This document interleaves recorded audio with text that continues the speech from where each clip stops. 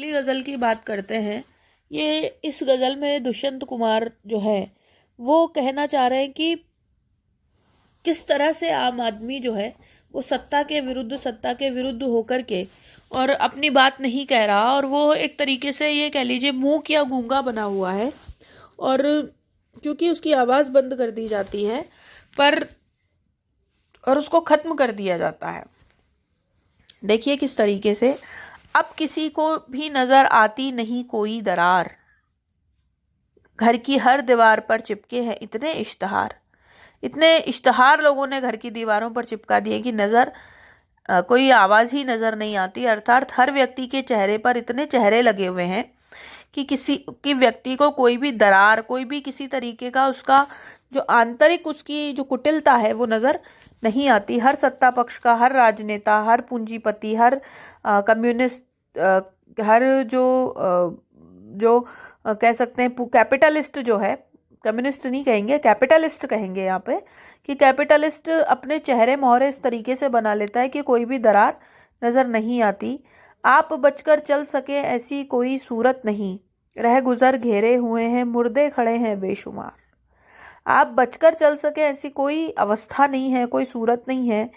रह गुजर घेरे, हर सड़क पर बेशुमार मुर्दे खड़े हुए हैं, और हर सड़क पर अपनी परेशानियां हैं। रेगुजर खड़ी हुई है, रेगुलर से मुर्दे बेशुमार होकर के खड़े हुए हैं। आप बचकर नहीं किसी से चल सकते, जैसी स्थितियां हैं वैसा आपको कार्य करना पड़ेगा। रोज अखबारों में पढ़कर यह ख्याल आया हमें, इस तरफ आती तो हम भी देखते फसले बहार। हमें अखबारों को पढ़कर ही ये ख्याल आया है कि इस तरफ यदि आती तो हम भी फसले बहार देखते, कि भाई बाहर ऐसी होती है, इस तरीके से होती है, और हम भी बाहर का आना देखते। लेकिन सिर्फ अखबारों को ही पढ़ करके किसी एक तंत्र की किसी एक तंत्र की खुश किस्मती का नतीजा हमें दिखाई पड़ता है। तो अखबार जो है उसी से हमें ज्ञात पड़ता है, हमारे इधर कोई फसल बाहर नहीं आती। मैं बहुत कुछ सोचता रहता हूँ पर कहता नहीं, बोलना भी मना है और सच बोलना तो दरकिनार।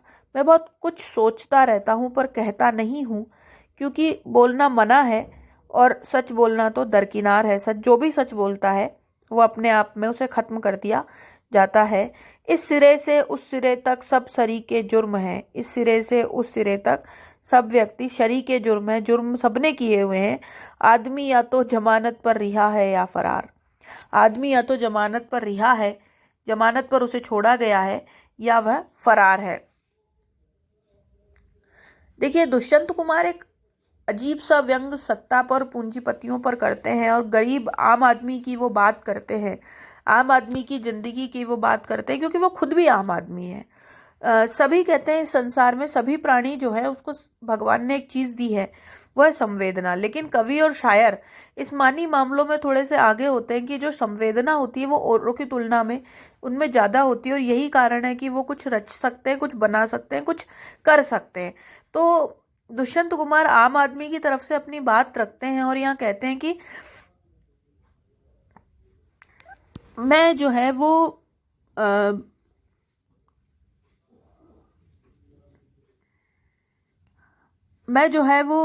इस संसार सागर में आम आदमी की तरफ से अपनी बात करता हूँ कि जो भी व्यक्ति सत्ता में है, जो भी व्यक्ति आजकल राजनीति में है, देखिए प्रासंगिकता उस समय भी थी, उस दौर में भी थी, और आज भी प्रासंगिक है कि या तो आदमी सब शरीके जुर्म है, या फिर जमानत पर रिहा है, या फरार है। हालत इंसान पर बरहम न हो अहले वतन, वे कहीं से भी जिंदगी भी मांग लाएंगे उधार। जिस तरीके से उपज कम हो रही है, लघु और कुटीर उद्योगों का सत्यानाश हो रहा है, और जिंदगी एक तरीके से उधार मांगी सी महसूस हो रही है, तो वह कहते हैं कि इंसान के हालात पर जो है वतन बरहम ना हो, मुश्किल ना हो, हम कहीं से जिंदगी भी उधार मांग लाएंगे। तो इस तरीके से घटनाएं घट रही है कि इतना कर्जा, इतना सब कुछ विश्व राष्ट्र पर हो गया है, और धीरे धीरे करके और जो है जिंदगी तक उधार मांगने की नौबतें आ गई हैं। रौनक जन्नत जरा भी मुझको रास आई नहीं, मैं जहन्नुम में खुश था मेरे परवरदिगार। कि अगर इसे जन्नत कहते हैं, जो ये देश के हालात हैं या जो भी कुछ है, इसे जन्नत कहते हैं, तो मुझे ये रास नहीं आया। मैं जहन्नुम नर्क में मैं खुश था। यदि इसको स्वर्ग कहते हैं तो स्वर्ग मुझे पसंद नहीं है।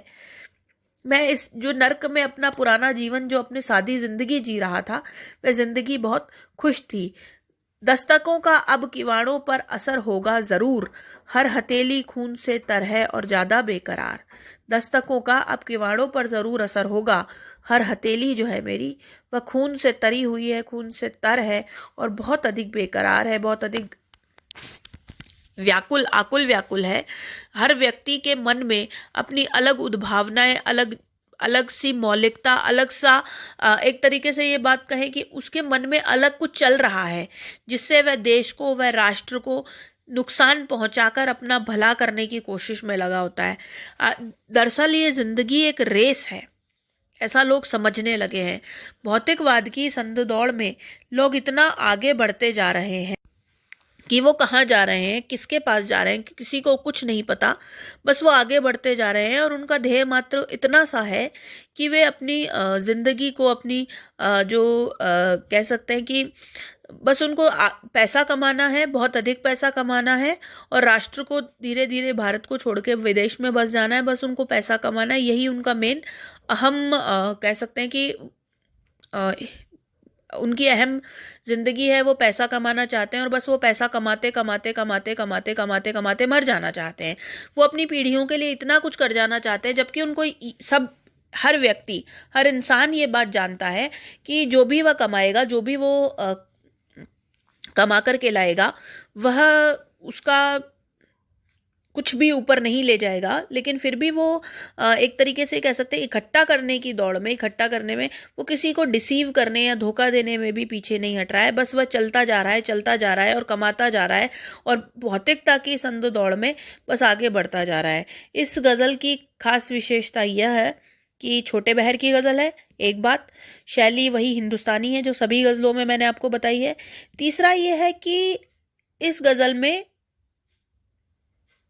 सीधे सीधे आरोप करते हैं दुष्यंत कुमार, चाहे वह सत्तावादी मानसिकता के प्रति हो, सत्ता के गलियारों के प्रति हो, चाहे वह ये कह सकते हैं कि पूंजीपतियों के, वो आम आदमी के पक्षधरता शायर हैं, तो आम आदमी का पक्ष रखते हैं। ये बात आपको व्याख्या में विशेष रूप से लिखनी है, बाकी सब मैं आपको नोट्स में दे ही चुकी हूँ।